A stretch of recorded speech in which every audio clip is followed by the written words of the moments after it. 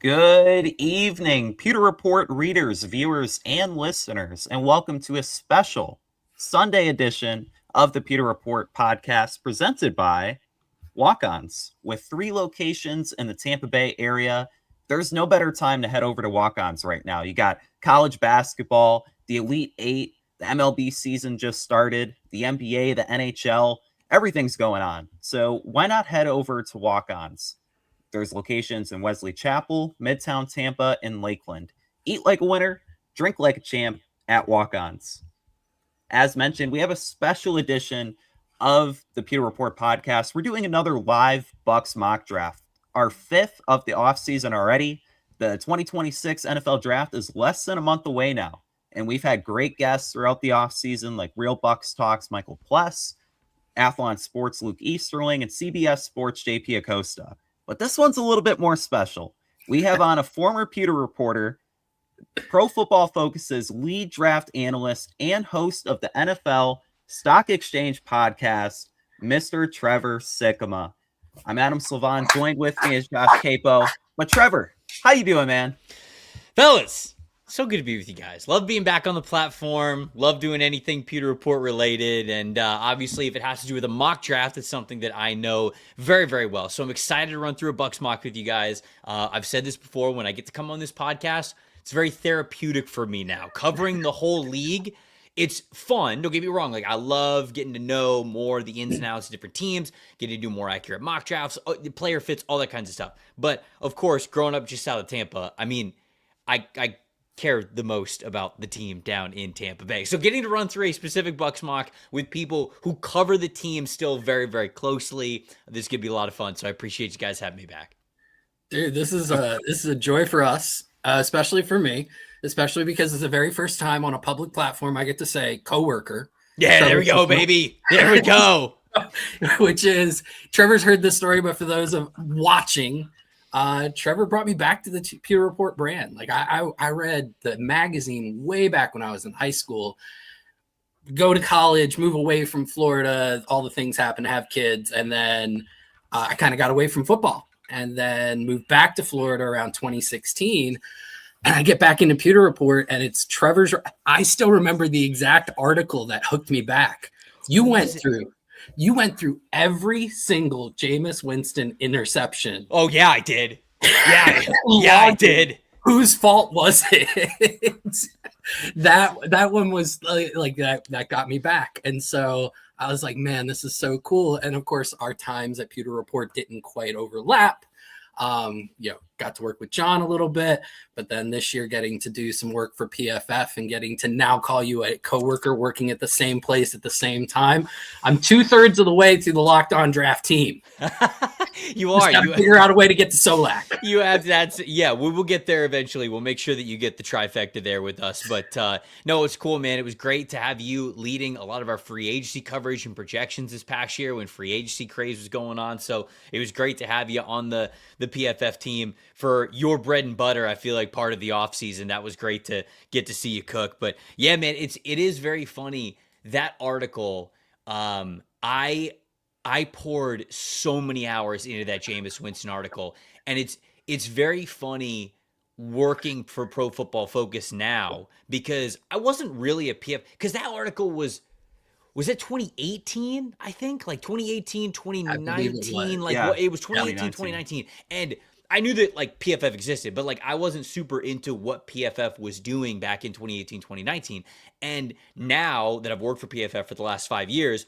What I basically did is what PFF does for every single player and every single team across the entire league. And that's truly watching every single play and being able to give, assigned credit or blame or whatever it is. And so I was doing my own version of big time throws and turnover worthy plays before I even knew what those words were. So I'm glad that was the article that got you hooked because it's one that, I felt like I put my heart and soul into, so that's a good one to reel people back in on. It was absolutely awesome, so I appreciate it. And now talking about the current Bucs, Trevor, you're looking at this roster after an offseason of so much change. And to me, and I don't know your thoughts on it, seems like a new era of Bucs football, right? You have Mike Evans leaving, Levante David retiring. they're bringing in a bunch of veterans. So just kind of want to get your thoughts on the two legends that are out of Tampa Bay and the guys that they brought in to maybe replace a little bit. Yeah, so I mean, it's going to be tough, right? I mean, I think for Bucs fans that have watched this team over the last 15 years, to be honest with you, Mike Evans and Levante David have just been synonymous with the team. And I think the reason why those two players resonate so much with so many Bucs fans is that they weren't very good for a long time, for a majority of when those guys kind of came into the league and were part of the team. And with some of those not great Buccaneer teams in the early part of like the Jason Light era, and certainly a couple years earlier when Levante was there, I mean, it was basically like they had to be fan favorites, right? Like these guys had to become fan favorites because they were one of the few shining stars on what was otherwise a lot of disappointing teams for a handful of years. And so that's why I think that this hurts for people is they think about their fandom and how they followed this team over the last, 15 plus seasons. And these guys have just been synonymous with whether things were going well or things weren't going well. You always had these guys here to root for, and it's always kind of tough to turn the page from players that define chapters of your fanhood, whether it's as a child or young adulthood or maybe early parenthood, getting to take your kids to a game when you're new parents, or maybe when you've been parents for a long time, or like just like a bond that you might have with friends or family or whatever it is. You get a lot of those memories and nostalgia with those players. And so anytime that they move on, it's really tough. And I'll certainly shout out Gene Deckerhoff as well, right? With him no longer being the voice of the Buccaneers after being, I mean, again, you talk about somebody that I grew up with, man. I mean, Gene's the only voice I've heard, to be honest with you, when it comes to the Buccaneers on the radio. And so it's definitely going to be, like you mentioned, Adam, just like a different era for this Buccaneers team. And I think they're in an interesting tipping point, right? Because we go into this season and Todd Bowles already feels like he's kind of on the hot seat, and it feels like this current era of Buccaneer football is a little bit on the hot seat, right? You have the Tom Brady years, you win a Super Bowl, you've got Super Bowl aspirations the whole time that he's there. And then when Bruce Arians moves on, it's like, okay, the team is still good. The roster is still good. It helped that the division was bad, but you win a handful of division titles in a row and you feel pretty good about it. But now it's like, okay, with them, blowing the lead that they had on the division last year, losing it to Carolina in that tiebreaker, you're almost looking at this year as sort of this tipping point. Like, do they get back on top? Do they win the division? Do they slingshot a little bit here? Do they sign Baker Mayfield to that extension? Does Todd Bowles stick around? Or, man, if they don't play well this upcoming season, let's say they finish below 500, they don't make the playoffs, we talk about some sweeping changes that they've had this offseason. Next offseason, they might be close to tearing this thing down to the studs. They've got a lot of rookies that I think they would keep around, so it's not like there'd only be a couple of guys. But all of that to say, like getting to some of the changes that they made this year, I do like the Alex Anzalone signing. I think that he is a player who the coverage chops that he has shown throughout his entire career at least tells you that he has a better feel in that area. Now, you mentioned Pewter Report legend John Ledyard, and I've talked with him a little bit about the Alex Anzalone signing, and he's a little bit more skeptical because sort of the coverage that Alex Anzalone was asked to play wasn't exactly, what a Todd Bowles coverage looked like. But I do feel like even going back to his time at Florida, Anzalone at least had this feel for coverage that last year's linebackers did not have. So is it a 1-and-1, easy to say, yes, he's a perfect fit like a glove in Todd Bowles' defense? Maybe not. But he is an increase in the floor of how you play coverage, the feel, the recognition, the anticipation. So I do think that part of it is there for them, and you feel pretty good about that. When it comes to the wide receiver group, I think wide receiver group is fine, right? You have Emeka Egbuka, you have Chris Godwin, you have Jalen McMillan coming back. You've got, Tez Johnson, who played well last year. Cam Johnson also played well in certain spots. And so wide receiver, it's tough to lose a player of Mike Evans' caliber, but they already had an embarrassment of riches last year at wide receiver, and that's even with some injuries, right? I mean, that was with Chris Godwin missing some time. That was with Jalen McMillan missing some time. It always felt like they had enough at the wide receiver spots. So I think they'll be okay there, but certainly linebacker, you still look at linebacker right now, and then I think you look at pass rusher as well. As sure, they've made some additions. Like, yeah, you bring in Al-Qadim Muhammad, you've got Ashawn Robinson, but man, like they need more in those areas, and I know we'll address that when we get to the mock draft. I really like that you mentioned that the Bucs are at a tipping point right now, because it was, when you do the Fix Your Franchise podcast with Connor Rogers, and you kind of go through, like the Raiders, the Browns, the Cardinals, like the same teams that are like bad year after year. You did one on the Tampa Bay Buccaneers, and I think that just speaks to the direction that they're at right now, because right now this is a team with a good nucleus, but they need some serious star power, and Jason Light really needs to find that in this NFL draft. Recent years, the team has acquired a lot of starters, but have they really found any difference makers? And right now, Trevor, it's hard to say the Bucs are more than an 8 to 10 win team, like with their ceiling. And I think that they need to really increase their ceiling. Otherwise, you're looking at this team and you can make the case that maybe we need to tear it down to the studs. Right. No, and I kind of think that that's, again, you have to be honest with where you are. I think the best organizations in the world recognize that this league is about winning windows. The Patriots dynasty, you can't replicate that. You can't just win year after year after year after year. You have to be able to, pick your 3 to 4 real good winning windows, and then you've got to be able to readjust and rebuild and let some veterans go and really try to capitalize on some rookie draft picks. And I feel as though Tampa is sort of in that spot, right? When you talk about star power on this team, certainly Tristan Wirfs is a star power type of a player. I think Emeka Egbuka and Chris Godwin can be, but Chris, with the injuries that he's dealt with over the last couple of years, and Egbuka started last year hot, but he was not as consistent as you needed him to be. That was his rookie year. I'm not trying to be overly harsh on him, but when you're talking about certified stars you have on this team, it's Tristan Wirfs on the offensive end. Bucky, I think, is great when he's fully healthy, but he dealt with injuries last year as well. You go to defense, Kalijah Kancey in theory, but he as well has not been available for you. So you say, okay, Vita Vea for sure for you.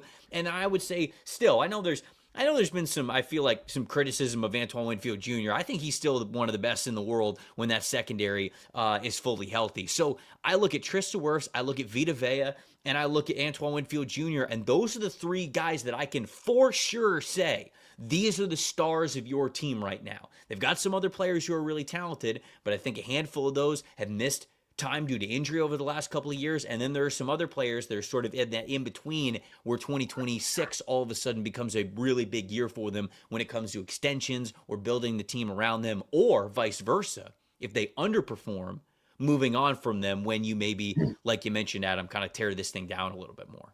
Yeah, and I want to take that opportunity to push back. I know this is something, Adam, you've talked about, Scott's talked about.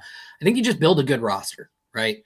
I don't think you need a ton of stars, because if we go to the current reigning world champs, if we were to look at the beginning of the 2025 season, how many bona fide stars would you say they had on their team? And even at the end of the year, right? Like, you could say Kenneth Walker, all right, but like you look at his season versus Bucky's 2024, I'd probably take Bucky's 2024, right? Mm-hmm. If you look at on the offense, they have Jackson Smith and Njigba. That's about it in terms of their stars, right? On defense, they've got the two up the middle, Leonard Williams and Byron Murphy, right? And they've got Devon Witherspoon. But the rest of that defense, I wouldn't label them these stars that we keep talking about that the Bucs necessarily need. They've just got a lot of good players and not many holes. And if you can plug the holes and raise the bottom level of your roster, get them to play it well together with a good scheme, you've got a really good team that can go far in the playoffs. And I think Seattle really proved that. There are lots of ways to build the ship, and I think that the Bucs have a really solid roster. They need to plug a couple holes. Hopefully we're going to get to do that in this exercise here today. Sure. But I think that there's a lot of different ways to build that ship. No, there's no doubt about it. And I think that when you look at Seattle, they were the best team in the NFL last year, like top to bottom. And I think that it's less of, like you mentioned, sort of the star power that they had. Because you look at a team like the Rams, who I would say the Rams are the second best team in the NFL last year. The Rams rely a lot more on star power than necessarily the Seahawks do. But I felt like both of those, last two games between the Seahawks and the Rams, those are coin flip type of games. So you can win in different ways in this league. I think what I say about the Bucs is to say that, I think that at this point in time, you have to raise the floor of your team, because you don't have enough difference-making stars. Now, if they sign, if they traded for Max Crosby, if they signed Trey Hendrickson, like, does that look a little bit different on paper? Yeah, I think that it does. But at this point in time, the way that you look at this roster is you kind of got to hope that, Benjamin Morrison, Zion McCollum, like those guys play a lot better, right? The two new linebackers that you've got in Christian Roseboom and Alex Anzalone, they got to play better. A'Shaun Or Robinson's, Roseboom should just not play at all. well, they Yeah. signed him. He's going to play. But A'Shaun Robinson, you hope that you're more stout, stronger in the middle. You look at the offensive line. Hey, Mock's got to stay healthy. Barton's got to take that next step forward. Bredesen's got to be a little bit better. So when you go through kind of like the lack of star power exercise, I agree with you, Josh. I didn't necessarily say it to say they don't have star power, they can't compete. It was more of you kind of have different ways that you could build out your team. And to me, the Bucs are not a let's win off of star power type of a team. They basically have to say we are the sum of our parts type of a team. And obviously Seattle was able to achieve that, but Seattle's roster is the floor of the talent of the players that they have are so high to where I think that also maybe goes into a little bit of thinking that they don't have stars on the team. I mean, let's be honest, they still have DeMarcus Lawrence, Leonard Williams, Byron Murphy on that defensive line, Sure. right? If one or two of those guys aren't there, you'd probably identify whoever was left as a quote unquote star. But because of the talent that they have, you kind of feel like it's just an equal group that's playing together. So that's, again, just to recap, I don't necessarily think that you have to have stars to win, especially in a division that's as winnable as the NFC South, but they do have to then raise the floor of a lot of players on how they played last season. Sure. I do agree with both of you guys. I think you both make some great points. I will also mention a couple comments here. Seattle is also well coached. So they had Mike McDonald, sure. Coaching up that defense Very schematically, and just Very the innovation that he brought, and then Clint Kubiak leading the offensive play calling last season. Now he's with the Raiders, but they had a lot of good coaching staff moves there. And then you look at this comment, J-Rod's mustache. Both Super Bowls were won in the trenches. And that's a great point, too. And I'd look at the Patriots as a model, too, where they brought in a lot of free agents. I want to say they made like 15 free agent signings. Like they identified the right players for Mike Vrabel and the kind of culture that they wanted to set there. And I think right now, with Evans and David leaving, they're looking for the same, intensity and culture setting presence. And I think that's why they brought in a lot of the free agents that they did. And Trevor, I'd ask you, are the free agent signings that the Bucs made, are they just talent related, or do you think that they brought in the players they did for their attitude? Shoot, at this point, I feel like attitude's probably the bigger reason than talent. I mean, sure. I mean, obviously, I think that they feel as though they have good football players. But if we've learned anything about Jason Light throughout his tenure as a general manager, he signs players for who they are as players, not just for the talent that they have. He wants to build the best culture, the best locker room. And I've told people this many times before. Tom Brady's decision to come to Tampa wasn't just like, oh yeah, no state income tax, let me go down to Tampa. I mean, he came down there because the roster was truly a quarterback away. Jason had built a really good roster with a lot of high character football players to where there's no way that Tom Brady comes down to an organization when he was leaving the Patriots. There's no way that he didn't do his due diligence on the Tampa Bay Buccaneers and know that so many of them in that locker room are film junkies, big work ethic, in the weight room. They're the best players that they can be. They're trying to squeeze out every little bit of talent. Brady probably did a lot of research on all of the teams that would have been interested in him. And just going back to, that's what Jason Light's MO has been, is getting the right people into the organization to where hopefully you hit on the talent. And then when you do, you're not worried about giving this player a second contract because you already know who they are as a person. You know that they're going to, it's not like they're going to cash out and then they're just going to coast. They're all good. So I think to me, A'Shaun Robinson, was it Scott who asked him the question that had him, talking about oh yeah, I was beat up a lot as a kid, so now I'm beating up everybody that I possibly can here for a profession. I couldn't remember if it was. Yeah, I believe so. I think it was Scott who asked him that question, but I mean, that's that's the type of mentality that Jason loves, right? I mean, like, I'm probably sure, like, when he did his research on A'Shawn Robinson, sure, who he is as a player, like, he's a solid player. But if at any point in time, he asked people who are, close to A'Shawn or coached him before, if they gave him this answer about who he is, then Jason's like, yeah, okay, I'm in. Let's get this guy on the team. So I feel that way about Robinson. I feel that way about Muhammad. I feel that way about Alex Anzalone. I even feel that way about, like Christian Roseboom, Kenneth Gainwell as well. These aren't major difference makers to me. These are rotational depth players, raise the floor, continue the culture type of guys to where hopefully now you can take some bigger swings in the draft. And obviously we'll see if we're able to do that today. Sweet. And we'll be getting to the Pro Football Focus mock draft simulator in just a little bit. We do have 2 super chats to get to before that. We'll start off with LDBC's Most Wanted, 8076. Thank you for the $4.99 super chat. If Jason can have another 2020 draft and draft 2 Pro Bowl / all pro caliber players, the Bucs will win 10 plus games. What say you guys?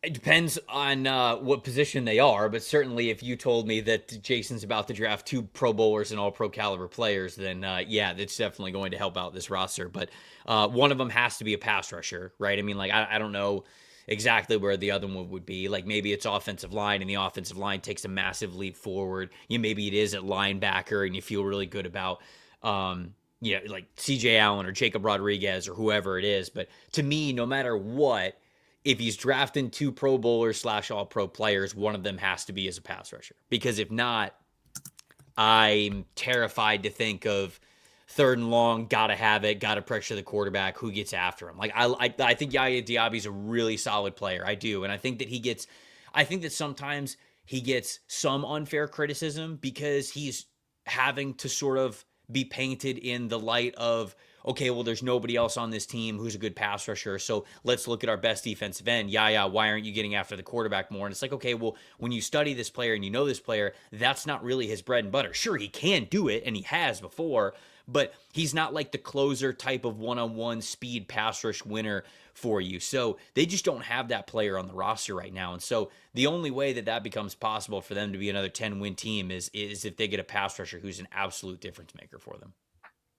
I agree. I think they're going to target the positions that they need to fill those gaps. So assuming that they do that and they don't just go completely best player available and plug in somebody who they already have a deep position group. Yeah, absolutely. This other super chat, I love it. It's from Chooch4857. Trevor reminds me of the Stephen A. Smith of Scott Reynolds. Lots of love from Save Pete boys. I think this is an NFLSC reference about how we always hear somebody be compared to Mike Evans specifically. So in the chat for NFLSC, like every single show, we will say that like this person is the Mike Evans of, like Adam is the Mike Evans of, Scott Reynolds or something, like whatever it is. And so we're switching it up here with the Stephen A. said, we'll see if I get a, he can't play. He's a bona fide scrub. I'm sorry. We'll see if we get one of those in here once we get to the mock draft so we can actually bring that super chat to life. And speaking of the mock draft, let's fire this bad boy up. You guys know it pretty well, right? You know how it goes. I have, I've done a couple. I've done a couple in my day. Yes. All right. So, Trevor, any of the sliders you want to adjust before we hit to it? Do you want to slow the speed down and maybe trade up for, I don't know, Fernando Mendoza or something? No, I don't think that. I don't think that we should be doing that. I also don't think that that's realistic of a Jason-like thing. When it comes to trade up, I hear a lot of people talking about, Reuben Bain Jr. or David Bailey or, Sonny Styles, I think is probably the main name that a lot of people talk about when it comes to the Buccaneers potentially trading up. The problem is that with them sitting at 15, you've realistically got to get ahead of 7 if you want one of those guys that I just named. And in order to get from 15 to 7, good chance one of those teams is going to ask for next year's first. Jason's not going to trade next year's first. Like, he's not going to do it. That's never who he's been as a general manager. He will do a little wheeling and dealing here and there, but it's not going to be to that extent. And so I have a lot of Bucs fans who will reach out to me and they talk to me about trading up. I just don't think it's realistic for this team. Especially, if they were picking 7, and I'm asking about them, trading up from 7 to 3 to go get their guy, like exactly who they want, maybe that's a different story. But I just can't see Jason giving up a future first round pick to move up to pick a player of that caliber. So, no, a long way to answer. I would kind of just keep the sliders the same, unless you guys have messed around with it and you like changing them one way or the other. I think we'll leave it as is. I do want to shout out the Trevor Sikkema big board of the top 100. There it is. It's a cool little feature now, but I think we're good. You guys can make your own big boards, by the way. And also, you can use your big board to run the mock draft simulator off of, which is brand new. We just put that in like a couple weeks ago, which I'm super excited about it.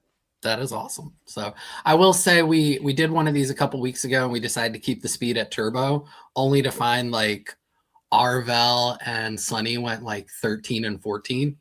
And then that's heartbreaking. Very much regretted our life choices that led up to that spot. So, which goes to kind of what you were talking about, because the last time Jason made a first round trade was 2020, and he moved up one spot. And I think he gave up a third or a fourth to get Tristan Wirfs, right? Which that's a great trade up, right? Didn't give up much and got, a all pro, right? So that was kind of the thought there, not necessarily moving all the way up early, but just kind of seeing how the board falls, at least for that first pick at 15, and going from there. But let's keep it at turbo. Let's see how things go. Let's see if we also similarly regret our life choices when we get to 15. The only reason why I don't want it to slow it down. Well, I guess we could. Can you hit settings and can we change it like mid? I believe you can change the speed after the first one. Yeah, you can change it right there. So we can do the first one slow. I just don't want to go through 270. Agreed. Oh yeah. No. That would be okay. Let's do it. Horrible. Oh man, I don't think I have that many topics of discussion to get us through a second round. Connor and I do the 7-round charity mock draft, and we're doing it again this year. And it's a 7-hour stream. Like it's a 7-hour stream that we do. So last year's was awesome. You got to. We're doing it even bigger and better this year. So I can't wait for it again this year. Sweet. All right, let's do it. All right, start it up. Oh, not Ty Simpson? Yeah. All right, Reese 2. Bane 3. Let's go. Cardinals no ball. Okay. Oh, there's Sonny. There's Sonny. He's off the word. Okay, David Bailey. From my perspective, now we can go turbo. He was never going to. Okay, Jeremiah Love 7. All right, okay. Ooh, okay, all right. Downs off the board to the Saints. Delane to the Chiefs. Makes sense. Makes sense. Thinking him in the Bengals makes sense. Well, what are we thinking 10 picks in? I don't know if there's anybody I'm thinking of trading up for at this point. Yeah, is Bailey gone? Or Bailey went 5. So Reese, Bain, there's because those are the 4, right? I mean, like it's Reese, Styles, Bailey, and Ruben Bain. I mean, all 4 of those guys went 2, 3, 4, 5. So no. Yep. Yeah. Okay, we can we'll crank this bad boy up. Yeah, I'd let it ride. All right. Okay. So I think this gets to the first big question here, Trevor, which is this draft class has been billed as deeper at edge and linebacker. Yes. But is there anybody after those first 4 guys who we were looking to see if they fell that really meets the value of the 15th overall pick? Or because those position groups have these really wide delineations between the premium dudes and that next tier, are you A, looking at best player available and ignoring those positions here? B, looking to trade back? It looks like we have 4 offers. Or C, is there a guy from one of those 2 position groups, which are still big needs for the Bucs, that you would say, I'm comfortable taking this guy at 15? Yeah, so I think to sort of answer all of those questions, there's 3 players that I'm looking at here on the board that I would be discussing. Spencer Fano is one of them because I think that Fano is just such an elite mover for being a player who is over 300 pounds. I think he could start at tackle in the NFL, but he's got some shorter arms.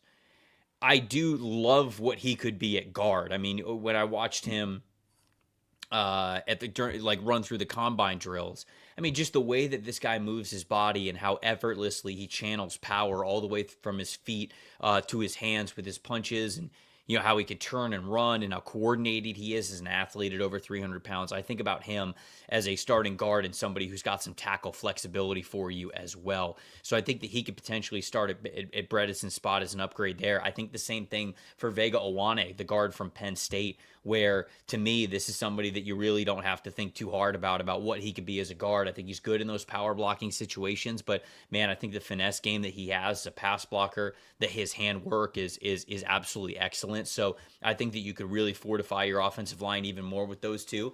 And then the third guy that I think about is the one that I've mocked to the Buccaneers the most, and that is Akeem Mesdor, the edge rusher from Miami. I know there's a lot of talk about him, with him being a 25-year-old rookie, and I think that Josh, you appropriately asked the question using the word value. Okay, well, is this appropriate value for Akeem Mesdor, right? With him being a much older prospect. You get to his second contract, and he's 29, 30 years old. How do you feel about that? I've made the argument that Mesdor is absolutely worth a first-round pick for a team that wants to have a ready-made NFL pass rusher to win for them right away. Now, if you were a team like the Miami Dolphins, wouldn't consider Akeem Mesdor. You're multiple years away from being able to compete. But the Buccaneers need somebody who can get on the field and be a great passer for them right now, or else this era is going to change for them. With that being the case, I think that Mesdor is a fit for the Buccaneers. I love the fact that he used to play nose tackle and defensive tackle. He's still got that strength to him, and yet the speed that he plays with now, especially when it comes to his handwork and his hand usage,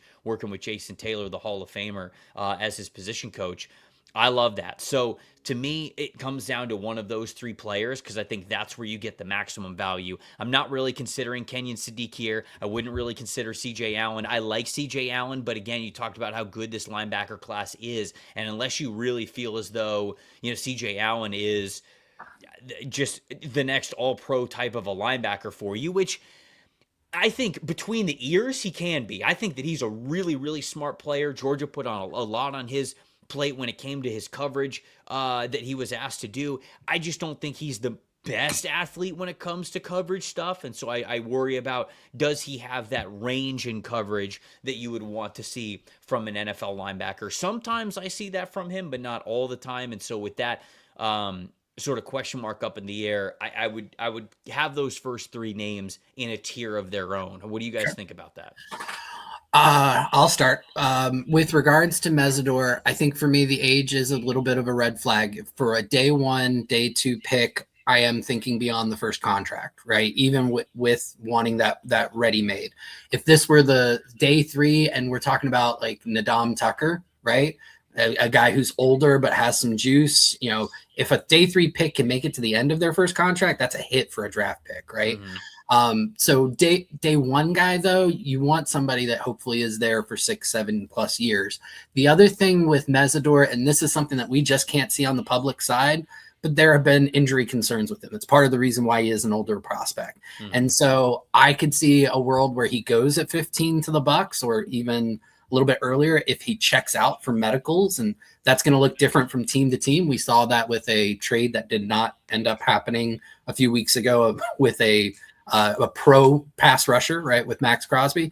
I could also see a world where Mesdor drops to day two, even in the third round, if he just doesn't, if the medicals don't check out for him across the league. So he's got one of the wider variances, because the tape is great, but there are a lot of red flags around him. So for sure, that one. The other one that I'll put out there, because it's not talked about a ton, but there is a guy whose tape is fantastic. He's risen the draft ranks. He had a great Senior Bowl. And then he tested, I don't know about you, Trevor, but way beyond what I thought he was on tape as an athlete. But as a testing athlete, you're talking about a guy who tested elite in Jacob Rodriguez. This is a guy who can make a ton of turnovers. Obviously has – I got a chance to talk to him at Senior Bowl. I think a lot of us did. Yeah. Really, really great interview. Just seems like a guy who gets it, who's going to be a Jason Light type guy. But part of the things that were keeping him lower was is he a fantastic athlete? And then he tested like one. So what do you think is keeping Rodriguez from being somebody who's considered as a first-round guy, besides the tackling stuff? I know he's more of a catcher than he is an enforcer. Sure. And would you be comfortable maybe taking him here at 15? Let me make sure that I have the percentiles right for him, because I believe he's also a little bit smaller of a linebacker as well. So, when it comes to the overall tape, I mean, he was so disruptive this year. He was he was a constant difference maker. And I want to make it clear, I think he should be considered in the first round. Like, when I think of landing spots for him, I think of Buffalo sitting there at 26. Like, I think that's a realistic spot for him. Maybe Chicago at 25. I've got no problem kind of mocking him there to those teams. But when it comes to like top 15, I think, to answer your question of what holds him back a little bit is, he's just over 6'1". That's 46th percentile. The weight right around 230. That's 21st percentile. The arm length is 11th percentile. Although big combine was really, the fix was in this year. It felt like, for some of the arm length. So I'll give him maybe like half an inch on top of that. So, but still, he's probably close to like a 20th to 30th percentile build for an NFL linebacker all around. That's okay at middle linebacker. You can get away from that. You can get away with that. And then I agree with you. I think the athleticism was a lot better than expected. So I think just overall, not the most powerful linebacker out there, and then just the build itself, that's probably why we don't talk about him in this range at 15. But I do consider him like a back end of the first round type of a prospect. So to me, Rodriguez might be a player who, if you want to get cheeky with it and you want to trade down a little bit, like, I think maybe you get some extra picks. I think Rodriguez probably becomes a little bit more in range of where other teams might take him. Like, I understand that the game of the draft is to draft good players, but there's also a little bit of a chess game going on of, like, you kind of want to know the intel of other teams as well, because if you've got the opportunity to move down, acquire more draft picks, and still get the player that you want. I mean, look at what Monty Austinforth did a couple of years ago. He was at 3, trades down to 12, then he moves back up to 6. Now all of a sudden he's just got future multiple draft picks, and he picked the player that he would have picked at 3, and instead he picked him at 6. He just had to do some wheeling and dealing to get there. That's intel that you have on other teams to be a little bit fearless in that regard. So all that to say, like, if I don't have a problem with considering Jacob Rodriguez here at 15, I would pick one of the offensive linemen over Rodriguez at 15. I would take Spencer Fano or Vega Owane over Jacob Rodriguez, because I think that, I know there are some people that believe that Jacob Rodriguez is like special as a player. And if you do believe that, you could take him at 15. You got no reservations about it. I think he can be really good. Sometimes I do worry about a little bit of not being the most powerful and strongest linebacker naturally, and with him being a little bit stronger, just not quite as strong. I would go offensive line here. I'd pick offensive line at 15. Fair. I love this comment from Real Bucs Talk. 40 minutes in and no picks made. LOL. Love to see it. So just to kind of go off of you two guys with Mesidor, I think it was a mock draft that you did, Trevor, where you said he would immediately be the Bucs' best pass rusher. I mean, like, the skill set, 100%. the moves, he's NFL ready. Like, he'd be a great compliment to Yaya Diaby. Even if, Mesidor, he's still another kind of power guy. Mm-hmm. And then you look at somebody like Jacob Rodriguez, I think he would be an immediate starter at the linebacker position. And you can kind of, forecast him to being a decade-long player in the league. But with all that being said, with maybe interior offensive linemen, there being 2 options, is the best move maybe to trade back? I was looking at a couple of the trade offers. One of them's with the Steelers at 21. That intrigues me because, with like maybe Ty Simpson, they want to get in front of the Jets and get a quarterback. If they get an extra 3rd, 4th round pick, I know you like Nick Herbig. I'd do that. Yeah. All right, let's lock that in. I would do that. All right. I'd feel pretty good about that. So who 21. Yeah. A 3rd would be 85. A 4th would be 121. Is that fair trade value, Mr. Queipo? Yeah, I was going to say, Josh will know off the top of his head more than I will. Not off the top, but I can do it pretty quick. You're looking at about a 750 point difference. What was their 3rd round pick? 85. It's going to cost more than that. What's their 2nd? 53. Yeah. 53. I'm sorry, no, it's a 250 point. So yeah, third rounder will do it. Okay. So Yeah, 80. sure. So just 85. So 15 or 21 and 85 for 15. Yeah, you could probably get like 121 on top of that and still feel good about it. All right. Let's do the classic trade thing where like you're gonna give them 195 as well. Like you're throwing them a bone. You know what I'm saying? Where like they feel good about it. Yeah. All right, let's do it. All right. Watch the Steelers take Jacob Rodriguez here at 15. All right. Just to spite us. Oh, they took Sadiq. Oh, they trade up for a Sadiq. tight end. Arthur Smith isn't even there. Oh wow, we almost had Vega and Spencer Fano still available. Ooh, okay.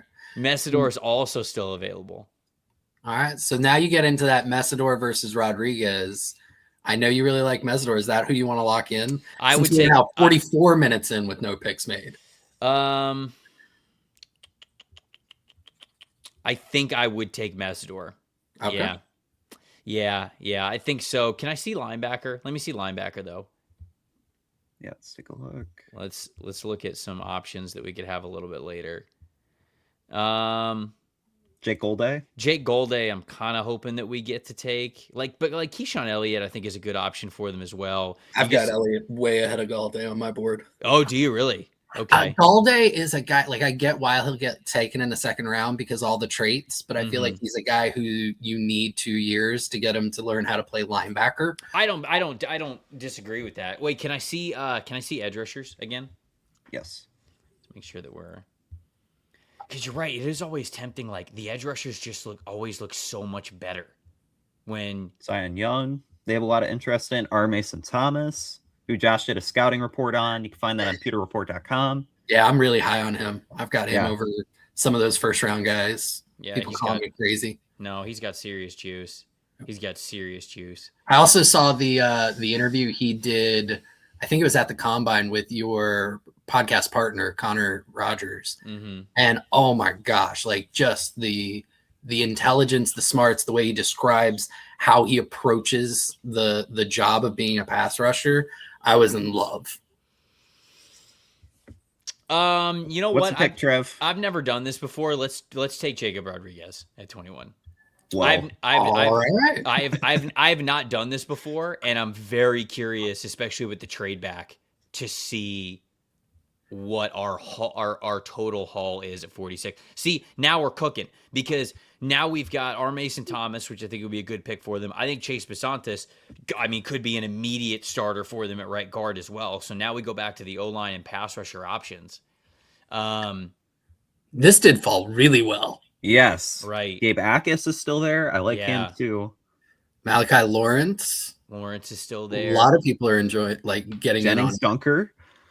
Yeah, Dunker's still there, depending on how much zone blocking they want to do. I say we take our Mason Thomas. I say let's get the well. Hold on, wait. Can I see interior offensive lineman? Oh, this comment here from Buccaneer Bryce. Yeah, J-Rod in the first, no matter what. The agenda lives on. Can I see offensive lineman? Yes. Or just guards. Let me see guards. Yeah. Okay. There's still some quality guys here. Yeah, Jalen Farmer's a decent option. Man, but Besantis is so good. Trevor, any notion of drafting a center and moving Barton to left guard? Is that within the realm of possibility? Not yet. I don't think. I don't think yet. Can I see edge rushers again? Yeah. I'm building out the draft plan. Because we got 77 and 85 now.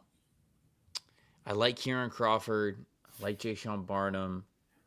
But they don't help us in the immediate the way that I need this team to be helped. Let's go R. Mason Thomas. Take R. Mason Thomas at 46. Yeah. So I was holding this. I was holding this, Trevor. I literally tweeted out right before the show. I've got him over Bain. I've got him over Mesidor. I've got him over Howell. So I love our Mason Thomas. Getting him in the second. Let's go. You have him over Ruben Bain? I do. You're I a do. sicko, Josh. But It's close between those two. Like, it's super close, but I technically do have him over Bain. So I'm no stranger to loving R. Mason Thomas, though. He was my edge too going into the year. He was my second best edge rusher going into the year. Now, I think that there are some just overall size limitations that he has, but I mean, when you talk about his ability to get off the ball, I mean, it's top of the class. I mean, it's him and David Bailey, I think, are the best at just being able to get low and just fire off the ball. I mean, that's the type of talent that we're talking about here. My thing with Bain is, and I get it, like all these guys, shorter just lengths and frames overall.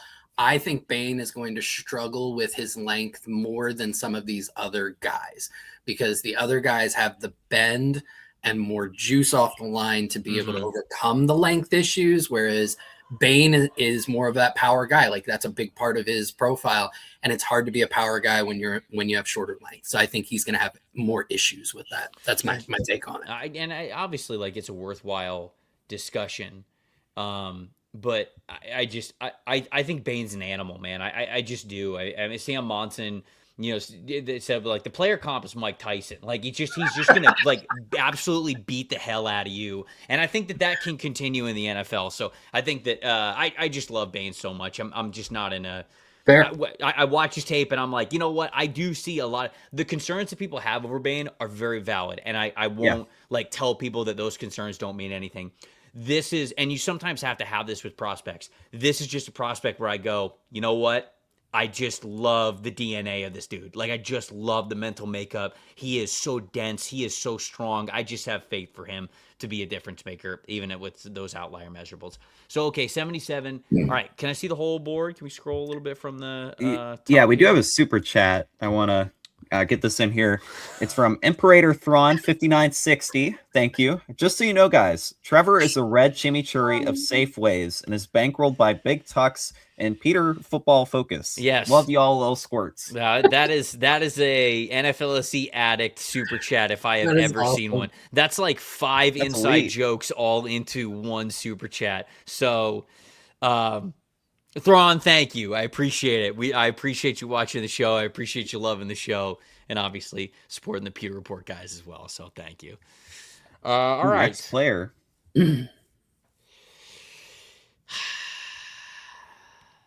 Devin Moore. I like Kyle Lewis a lot. So you have him listed here as linebacker. Do you think that's where he lives? No, I mean, he's a nickel defender. He's just a nickel defender. Yeah. He'll be like a second level linebacker type of like just body, but yeah, I want to move him everywhere. I want to play him in space. If he's a linebacker, he's a will linebacker, right? Yep. So, I could go with him there. Yeah, you highlighting corner here, I think is good as well. Can I see all the corners? Yeah. I think it's being understated, like the loss of Jamel Dean. Like, nobody's talking about it, but that's a loss that, the secondary is really going to feel. I think Chandler Rivers is a really smart player. I just think he's a really solid player. Devin Moore and Dalen Everett are a little bit more physically gifted. Devin Moore's a little faster. Dalen Everett's a little bit stronger, and he's got the length to him. But I think Rivers can play inside and out for you. He can play on the outside. He can play in the slot. I feel like he's sort of like Jacob Parrish in that regard. I think that Parrish has more juice. But did Rivers run at the combine? I cannot remember if he did. Rivers. He did run at the combine. Oh, he ran a 4.4 flat, had 39-inch vert, and a 30-inch broad jump. We're in, baby. All right. Can I throw one thing at you just go ahead. Before you lock that?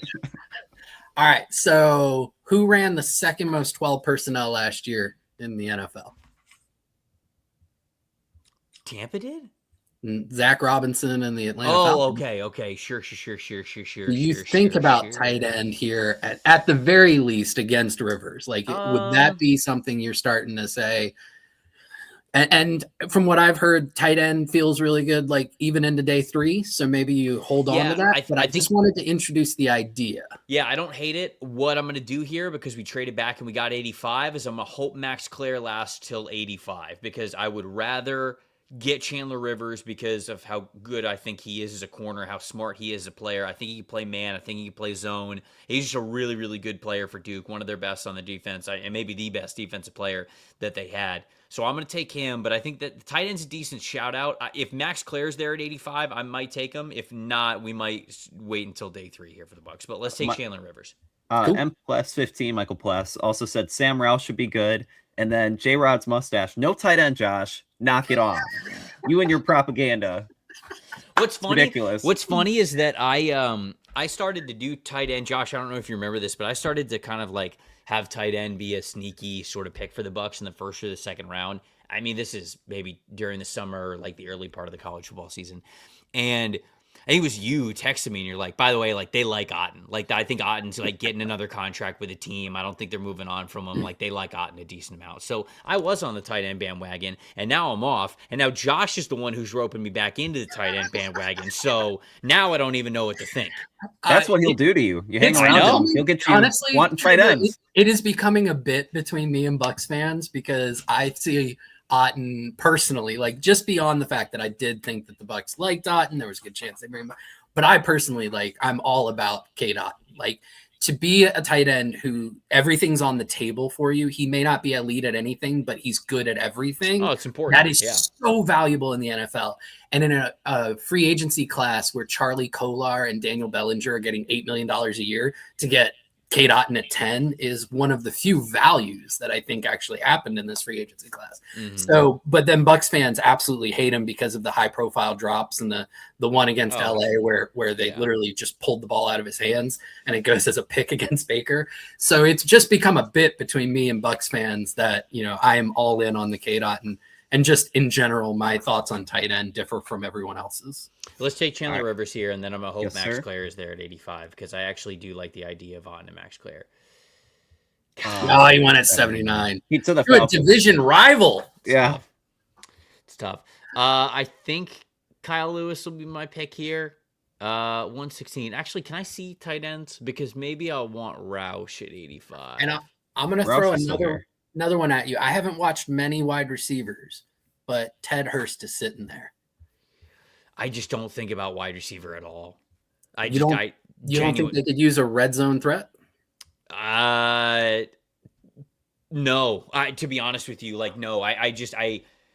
They have 5 wide receivers that I think they're cool with. In Chris, Jalen McMillan, Emeka Egbuka, Tez Johnson, and Cam Johnson. Like I think there's 5 wide receivers that they're cool with. And like maybe and you don't think that they feel the need for an X receiver? Because none of them really play X. They say that Emeka can, but he can't. I mean, I don't doubt Chris to be able to play X. I think Chris can play X, but because I think he could do it all. But let me see wide receivers total. Because like is Hurst the only option there that I would think Malachi about? Fields. He had a really strong Senior Bowl. Yeah. Lots of people like Stribling. Yeah, I think Stribling's more of a Z than an X. Jacoby Lane. I'm not a Jacoby Lane fan. I would let somebody else draft Jacoby Lane. Yep. I would let somebody else draft him. Yeah, I mean, I guess if you want an X, this is kind of it. Like you probably won't get either of these wide receivers after that. But I don't really think about wide receiver. I don't. Okay. So I gotta stay true to my my core values of who I am as a person. We did get a super chat from Buckman 850. Thank you for the $4.99. How do you guys feel about Derek Moore? So he's off the board here. He went to the Bears at 60. But Trevor, what do you think about him? Yeah, I think Derek Moore's great. Honestly, if he was there at 77 and we didn't pick our Mason Thomas, like if we would have gone Chase Besantis at 46, he would have been the player that I was hoping to get at 77. I think he plays with a lot of power. I think because he plays that outside linebacker role, he is like seen as a smaller player, and he's just not. He's just not a smaller player at all. I think that's more of an optical illusion just from him playing that outside linebacker spot. So I like him a good amount. Who have we picked? We have picked Rodriguez, R. Mason Thomas, and Chandler Rivers. These are Jason Light players right here.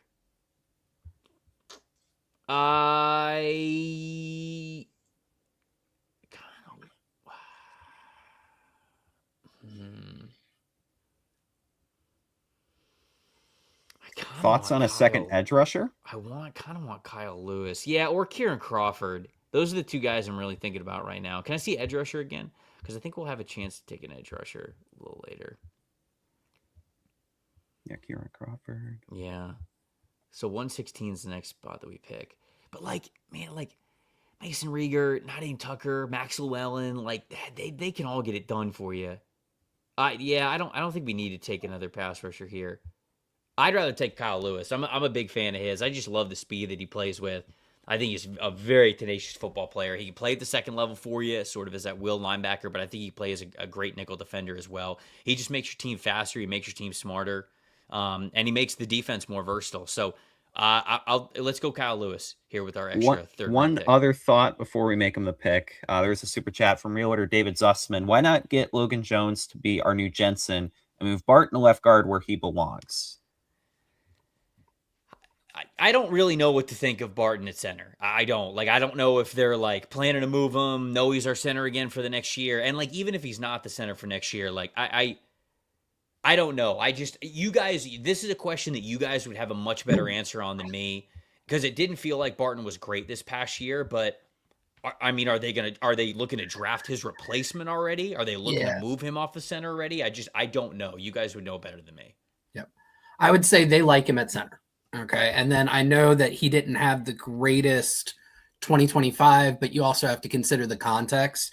They threw him to left tackle at the beginning of the season, and he helped, he did his best to hold his own there, obviously struggled because he's not a left tackle at the NFL level. Then they switched him back to center. His first few games back at center were extremely rough. But if you look at his trajectory after he got back to center throughout the season, by the end of the season, he was looking a lot better, and I would say finally taking that step forward from 2024. So I think that the arrow is in the right direction on Barton. You also have to remember that some of his rough stuff at center were with Dan Feeney and Michael Johnson, or Michael Jordan flanking him. It's hard to be a good center with those two guys playing next to you. So you get Cody Mauch back, you get Ben Bredesen back. I think you're going to see and you keep Barton at center. This is my personal opinion. I think you're going to see a big jump from him here in year 3. And then with that said, I think the Bucs like him at center. There is no plan to move him to guard. Yeah. And then one other thought on Kyle Lewis. Trevor, what do you think of his fit in Todd Bowles' defense? Because Scott's made the point, he's too small to really be a linebacker. Do you think Todd Bowles won't be stubborn and he'll utilize him in ways to be successful? I don't really know. I just love the football player. If we can't find a way to utilize who Kyle Lewis is, then I don't know. I kind of feel like that's on you. So we drafted a traditional linebacker with Jacob Rodriguez. You have Rose Boom, you have Anzalone, and now you sort of have what Servassier Dennis role probably should have been. You just have it with a better player, in my opinion. So yeah. I think that Lewis is better in coverage. I think he's I think he's a better athlete. I think he's more physical. So he's kind of, in my opinion, just what you wanted Dennis to be. He's just a better player. And he can get after the passer from all sorts of angles. And that's definitely a Todd Bowles trait. Yeah. Okay. Let's see. Bud Clark as a safety. Maybe. Chris McClellan. Oh, yeah, we're drafting Chris McClellan. Yeah. Chris McClellan rules. I was actually looking at Rayshon Benny, and I was like, oh, man, he's not going to make it to 116. And he didn't, but Chris McClellan being here. If you get Chris McClellan at 116, that's fantastic. To me, he is a really stout defensive tackle who I think his tape is better than even the run defense grades that we gave. And I think the reason why his run defense grades aren't even higher is because he wasn't on a super talented Missouri defensive front. But to me, this guy was a major difference maker. I think he's got top 100 potential for sure. And if we get him, outside of the top 100, no matter who you are, I think that you're pretty happy with it. So I think about him here, which then would make the depth chart. The two Elijahs, Roberts and Simmons. Oh, wow, they have Nash Hutchmacher. That's funny. Of course they do. Nebraska dude. So they have Vita Vea. They've got Ashawn Robinson. You have Kalijah Cansey, Al-Qadim Muhammad. Yeah, I like McClellan. And he's a former Gator, too. So He is a former Gator. That's very true. you'd like him for that. He also brings something very specific that they said that they're looking for, which is size. They want size. Sure. Okay. Let's take him there. Let's go Chris McClellan. Let's get a little bit bigger. And compared to like a lot of the other defensive tackles in the class, like it's kind of a weaker position. Like you have Caleb Banks, you have Lee Hunter, but then there's a lot of like question marks. But Chris McClellan, he had a lot of production, as you mentioned, and the metrics kind of support that. Can I see your picks? Yes. Rodriguez, Thomas, Rivers, Lewis, McClellan. All Okay. defense. Yeah. Can I see interior offensive line? Or tackles, actually, if we see anybody. Oh, Bo Stevens. Oh, Brian Parker, also a good one. Oh, Trey Zune, also a good one. See, this is nice. The ASMR of Trevor talking offensive lineman here. This is nice guard range here. Like I think Bo Stevens is a really nice athlete, somebody who could be good for them as a potential starter at guard. Like I think that a lot of the options that we had there at guard, man, who's going to fit their system better? You guys We think also- Another Yeah, as you say, we have a super question that can go into your thinking there, which is from realtor David Zussman, who's a huge Pewter Report fan. He's always engaging with our work online and here on the podcast. What do you think about Mason Reiger at the last pick or at 121 if Reiger is still available? This is actually a good call out because I think that now that I'm looking at it, I like these guard options, but I think there's going to be more guards to pick at 155 than there are here at 121. So I think Rieger is definitely a good option for them as a designated pass rusher type. I think that Max Llewellyn, who would probably still be on the board, is also an option for them. Yeah. Let's go. Oh, man, Llewellyn. I just don't know. Is Llewellyn built the way they need him to be? What was his weight? 258. Okay. What was Mason Rieger? What did he show up at? 251. So both I think that's these guys. Diaby's size. Diaby's like he was 251 when they drafted him. Oh man, Diaby's like. Yeah, Diaby's got Yeah, Diaby's blown up, but yeah. Man, I think that Rieger and Llewellyn are good options. Let's go Rieger here. Rieger's the better athlete. Let's go with the designated pass rusher here. I like this. I like this shout out from David here. Let's go Rieger, and then I think I'm gonna go guard at 155.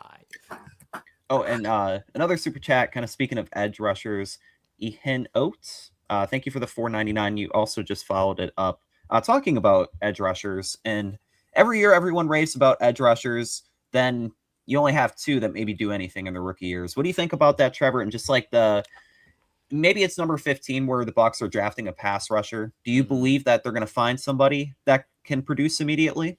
Oh, at 15? Yeah. 100%. I think that every draft class is a little different. And I think that pass rushers, you can get ones in the first, second, third, fourth. You just never know when they're really going to pop for you. Denver Broncos, designated pass rusher, the one that everybody... Nick Bonito. I mean, Nick Bonito was what? He was day 2 pick, but I think he was a 3rd round pick, right? And like Bonito now at this point is known as one of the best. I thought Bonito was like a 2nd, but Jonathan Cooper was like a 7th.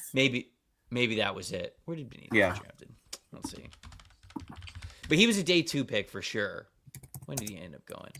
Yeah, 60. Oh, okay. This is why I thought he was a 3rd round pick. He was picked 64th. So he was quite literally the last pick of the 2nd round. So he's right in the middle of day 2. And like now he's known as like one of the better pure pass rushers in the entire league. So I think you can get good pass rushers. It's just about getting to the right spot, having the right fit, being used in the right situation. So I think that you can look at a lot of rookie classes and be disappointed because I think we overhype rookies and their value right off the bat. It's really hard to stand out as a rookie in this league. So that doesn't mean that they're not worth taking, though.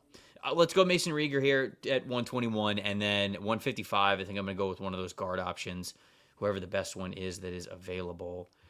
Trey Zune, if he makes it there, it's a kind of a no-brainer. I just don't know if he'll make it this far, to be honest. Like I think he's probably more of a fringe top 100 kind of a guy. Hey, he made it. Let's just do it. Let's lock Okay. that in. All right. Okay. Trey Zoom, Yeah. who I think is a really, really solid. He played offensive tackle for the for Texas A&M, but got a lot of experience. I think he's going to play guard at the next level. Really, really good pass blocker. That pass block rate is like unbelievable, man. otherworldly. Yeah, he was so good this year. He wasn't a big, people mover in the run game, but somebody who really knows how to protect the quarterback. So let's go Trey Zoom here at 155, and then 229. And we'll justify it with a Laramie Tunsil type draft day drop. Sure. Yes. Yeah. Yeah. The gas mask gets everybody. You just never know when it's coming. So, all right, here we go. So Colby Young. Colby Young is a player that's got some really good size to him, if I'm remembering correctly.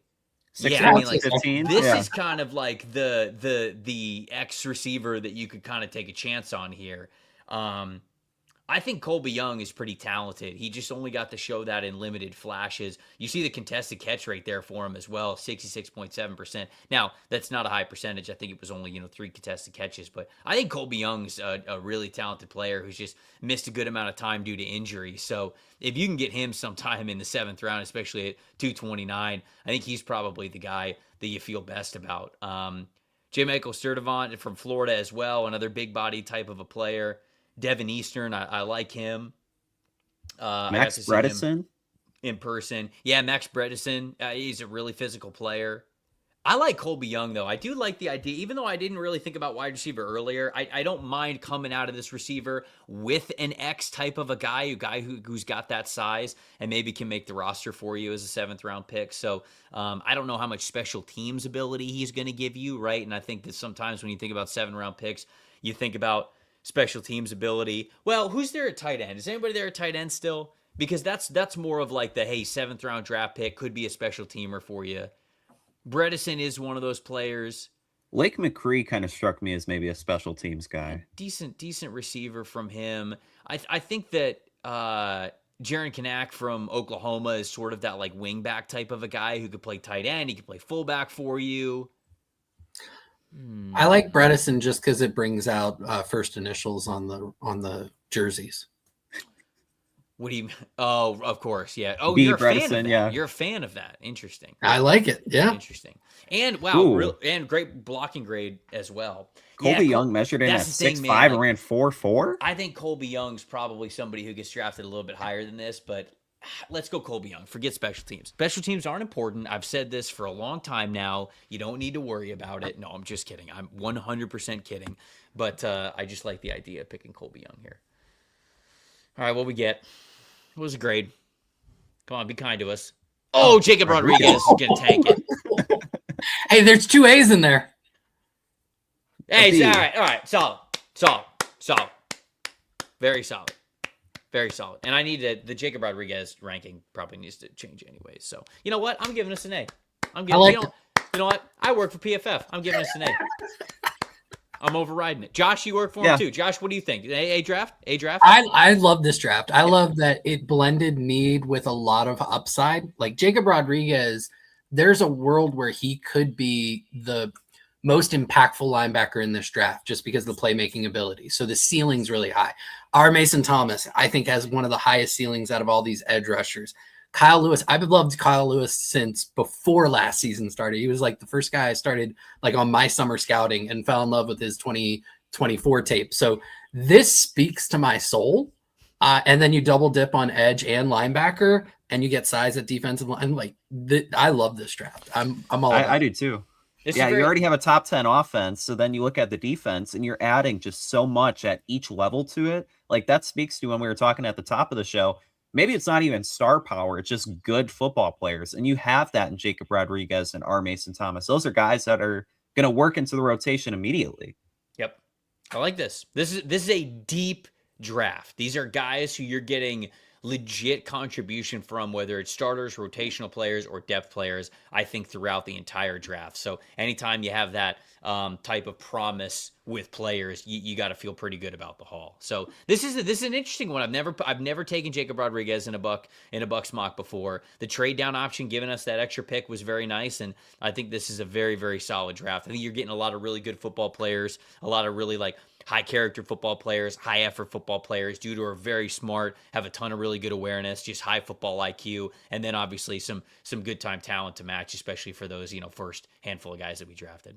Sweet. So this was a solid draft. You could also have a solid time by heading over to Walk-Ons.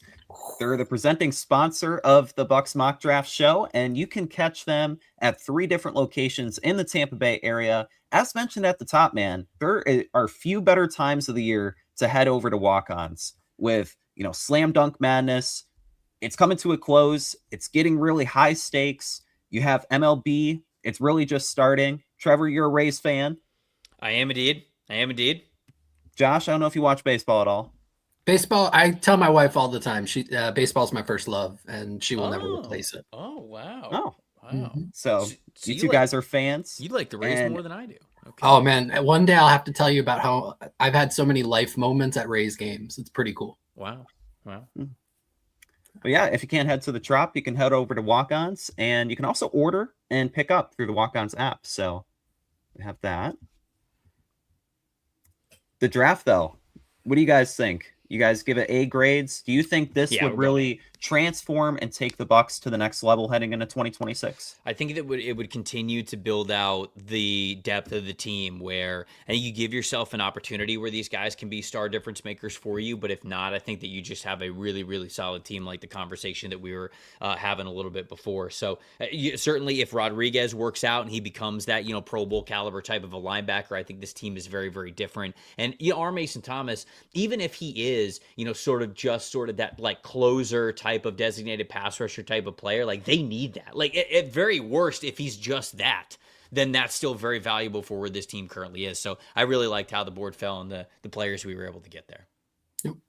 I love Well, it. Trevor, it's been great having you on. I don't know if there's any Pewter Report people out there who aren't following you, but where can people find your work? At Tampa Bay Trey, the Twitter handle and Instagram handle stay the same, even though I'm not in Tampa anymore. Everything over at PFF.com as well. You saw the mock draft simulator. And then, of course, the NFL Stock Exchange show, which Adam, very nice hat, my friend, got to say. Myself and Connor Rogers, we're talking NFL Draft 365 over there. So come hang out with us. Awesome. Well, it was great having you on, Trevor. And for Trevor Sikkema, for Josh Queipo, I'm Adam Slivon. Thanking you for watching this edition of the Pewter Report podcast, and we'll see you tomorrow for another edition. Out. Out. Out.